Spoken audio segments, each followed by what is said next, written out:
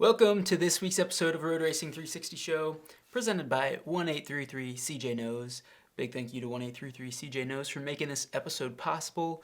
If you've been involved in an accident or wrongfully injured, give them a call, 1833 CJ Knows. They ride, they race, and they know the law. If you get hurt, you know who to call. Call 1833 CJ Knows. Racing season has finally started. We're finally here. The first MotoGP weekend is done and dusted. So we're going to bring you some news from that.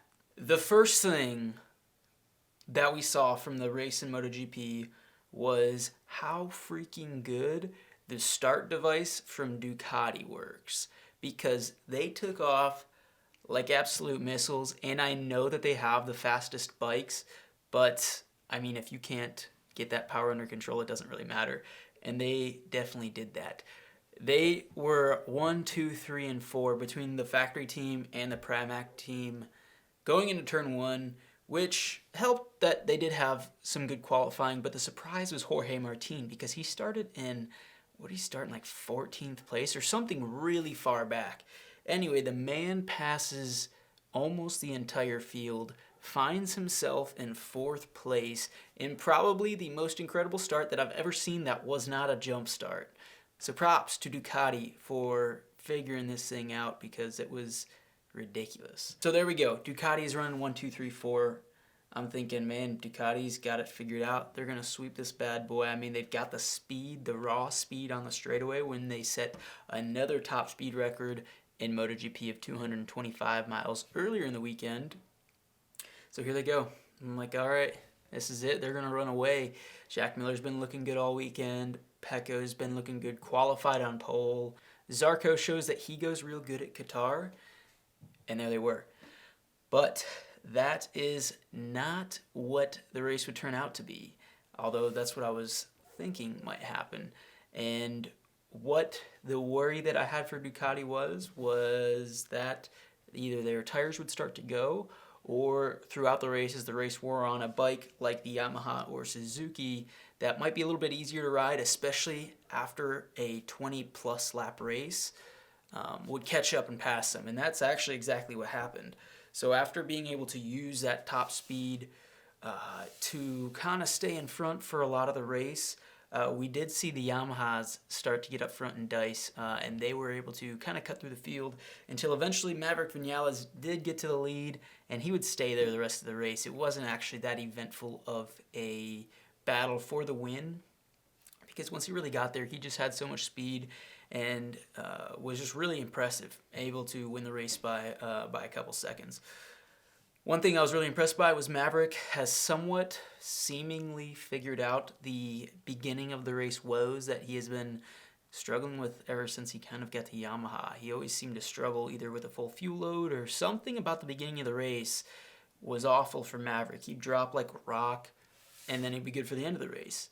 Well, here he was able to do pretty decent in the beginning, and was able to be his classic self and just take off and be faster than everybody at the end. Did see the Ducatis still ride pretty well, and that was until Joan Mir really picked it up in the second half of the race.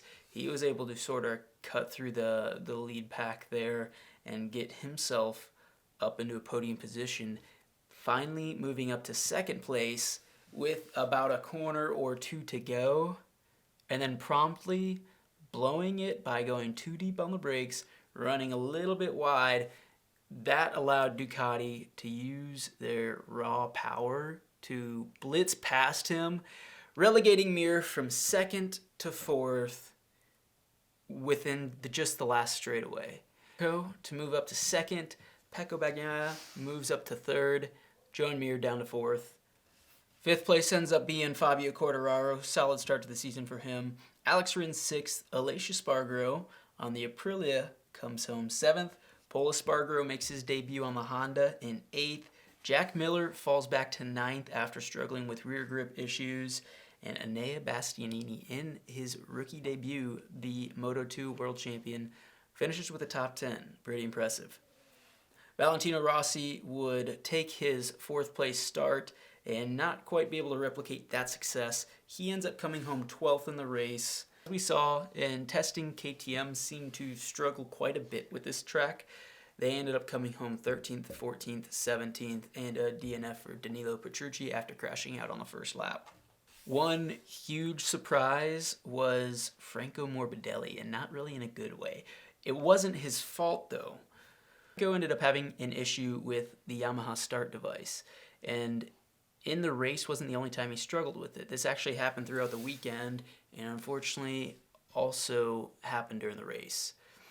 Now, if you're not familiar, start devices are relatively new in MotoGP, and what they do is they're actually very popular in motocross, and what they do is they lower down the bike to allow it to just get a better launch.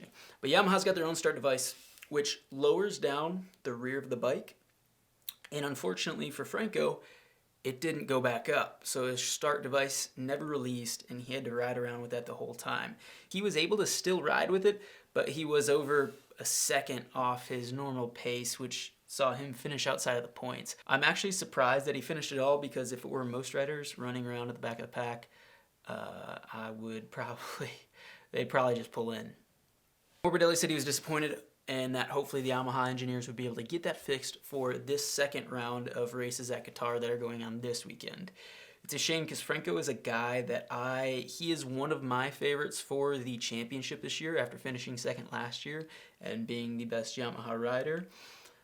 That's a rough start for him, and I'm sure especially seeing a Yamaha take the victory and in fifth. So we'll see if they can get that together for this weekend's race. Now, if you're a fan of Formula One, you are probably very familiar with Drive to Survive, the Netflix documentary-style show that has been very, very popular and also helped grow Formula One's reach and exposure, especially into households where most people did not watch Formula One. Well, MotoGP is actually doing something very similar. It was announced that there was a camera crew that was going to be there in Qatar to start filming for MotoGP's version of a Drive to Survive. Now, there aren't a whole lot of details out there for it yet, but I myself and probably all MotoGP fans that are hearing this are extremely excited. From what it looks like it is going to be something produced for Amazon Prime. Now, I don't have Amazon Prime's streaming service, but if they do this, I will 100% be getting it. Now, when the riders were asked about it in the press conference, everybody was pretty universally on board with it and really excited. I think a lot of them see the positive aspects of it, and while it might feel slightly intrusive or maybe tough to see cameras being there in the middle of emotional moments, overall, I think everybody understands what it has done for Formula One and what it can do for MotoGP, not only for the series, but also for the teams and riders as far as generating popularity, sponsorship, merchandise, all that stuff. Moving on to the Moto2 race. Moto2 race wasn't anything crazy, no last minute battles for the win or anything like that. But Sam Lowe's kicked off the season just how he had wanted to. He was able to check out and take the victory by a couple seconds over Remy Gardner, who had a pretty solid ride in his first ride with the KTM Ajo team, as well as Fabio Di Giannantonio, who looked good in his Kalex debut, coming home in third. American Joe Roberts was able to come home sixth. Very solid to start to the season here. I think he's going to be looking to build on that, especially after his success that he had last year in Qatar. I think he's going to be looking for maybe a little bit of redemption and finishing higher up in the order in this second round of races. Cameron Beaubier made his race debut as well this weekend in Moto2.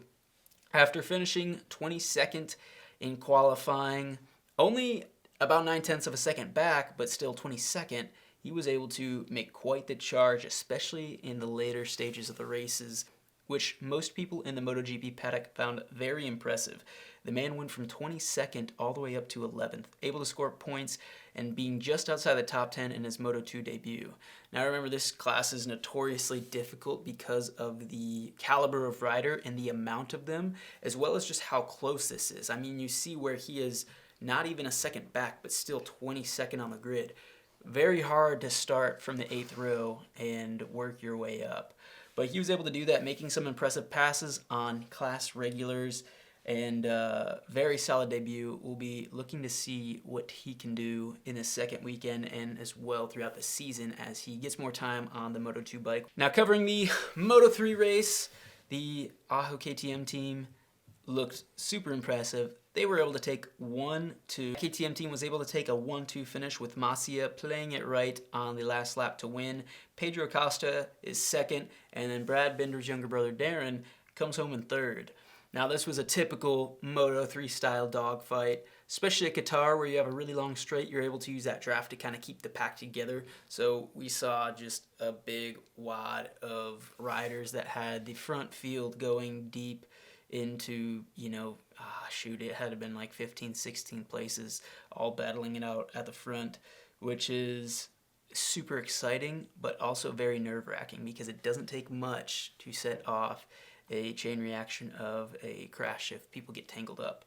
Now moving on to World Superbike, their first official test that has every team and rider there is going on right now at Catalunya.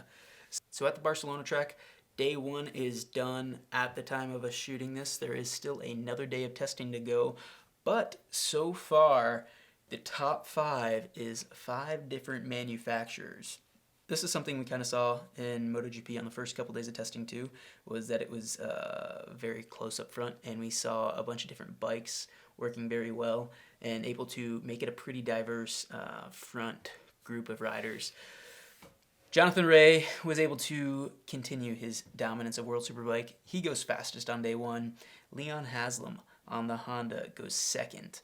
And Garrett Gerloff, the American on the Yamaha, the satellite Yamaha team, goes third, with Scott Redding fourth and Tom Sykes on the new BMW fifth.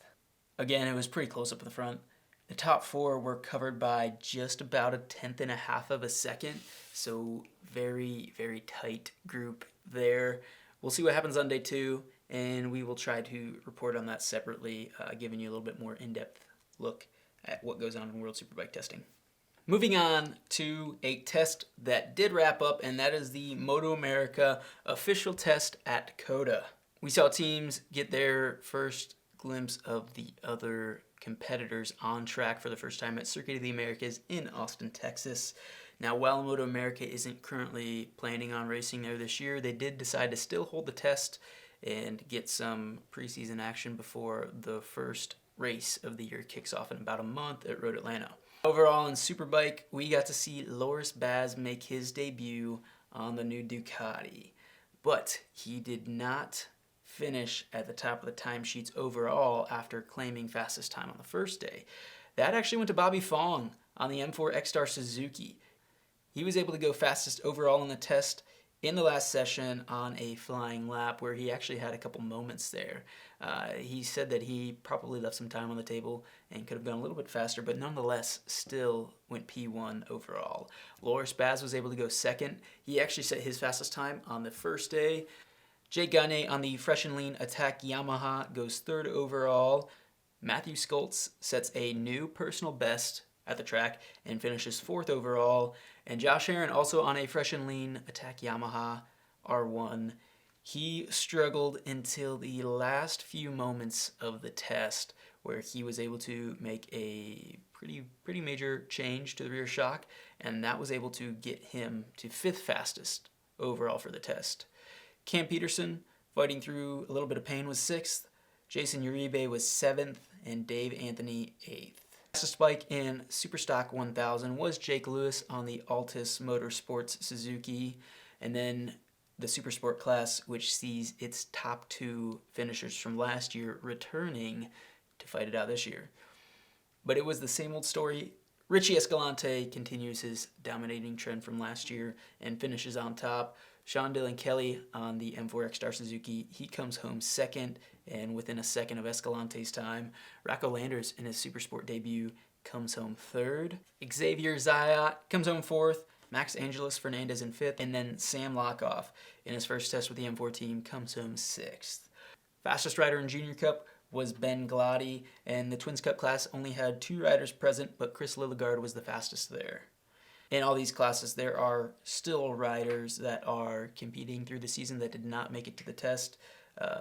Kyle Wyman, one of them in Superbike. Supersport, a whole gang of guys that will be contesting the season, did not make it there, opting to rather find an alternative test to privately test on a place that might be closer to home, as well as a track that they will actually compete at throughout the season.